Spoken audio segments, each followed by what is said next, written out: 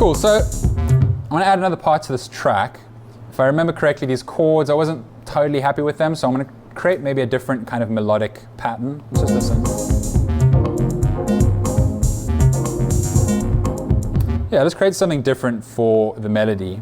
And I'm going to use another Max for Live device. Has anyone used the CV Tools Max for Live pack? Not yet, but want to. Cool.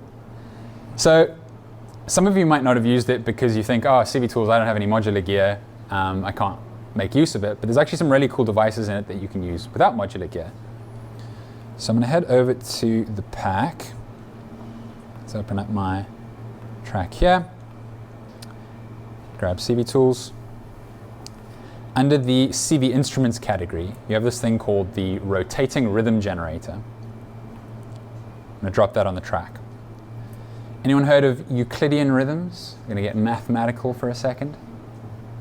So Euclid was a way old dude from Greece who came up with these mathematical concepts about evenly distributing numbers within a particular pattern. That has absolutely no relevance to what we're doing, but it's his namesake that we're using for Euclidean rhythms.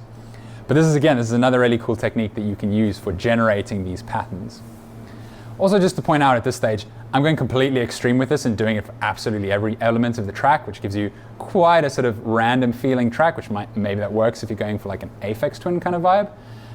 But you absolutely don't have to. You can use this for just your drums or just your chords or individual parts. So just for the purposes of demonstration, I'm kind of going a bit nuts with it and showing you all these different options. So back to the rotating rhythm generator. The way this works is we've got 4 essentially rhythms that we can work with that generate notes. I'm just going to start with the first one. So that's generating a bunch of MIDI notes that's sending to this synth.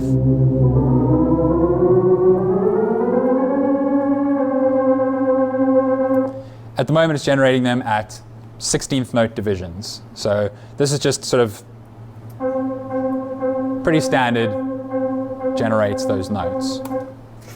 So that's not particularly interesting, not really what I want to look at. But at the bottom of this, again, this bottom left corner is just where everything seems to happen over there. I've got this option here for where it says Euclid, for Euclidean rhythms. And the way this works is there's 2 elements to Euclidean rhythm. There's the steps and the fills. The steps is essentially how long your pattern is. So let's say 8 beats.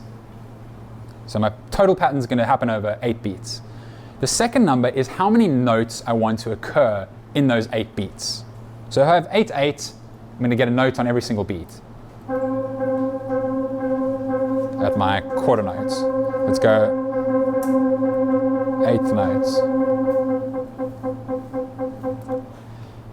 But if you change this to a number that's less than the number of steps, the way Euclidean rhythms works is there's some kind of complicated algorithm in the background going on that evenly distributes those steps. So 5 steps, it evenly distributes them among the 8 total stages that I've got. So in 8 beats, there's going to be 5 notes, and you hear how it's created this rhythm. Let's maybe make it, set it to 3.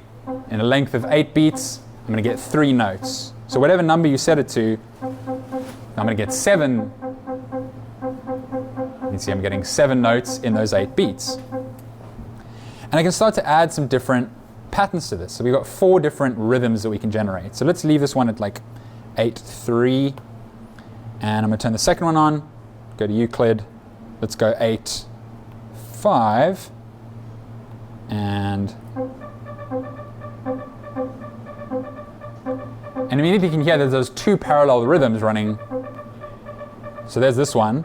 It's got 5 notes in 8 over 3 and 8. So again, there's that idea of sort of polyrhythms happening.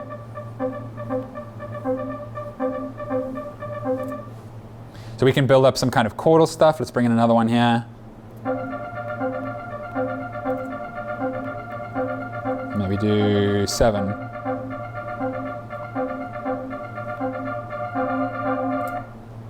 But really interesting things start to happen with these Euclidean rhythms when you make the number of steps, the length of the bar, again we're going for these odd lengths, something different. So maybe I'll make this 9, 11, and 13.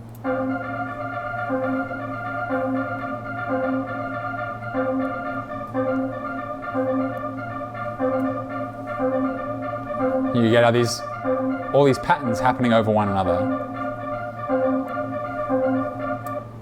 So that can be really interesting for drums as well. I'll just drop this device on the drum track just to demonstrate that. I have to set these to be the right notes.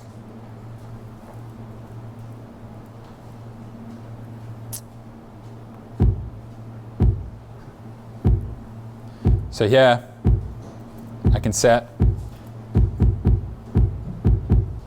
5 notes in the space of 8.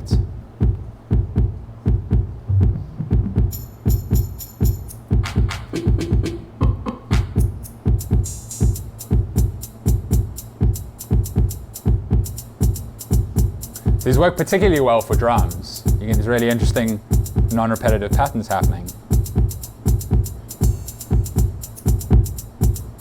Let's find the right.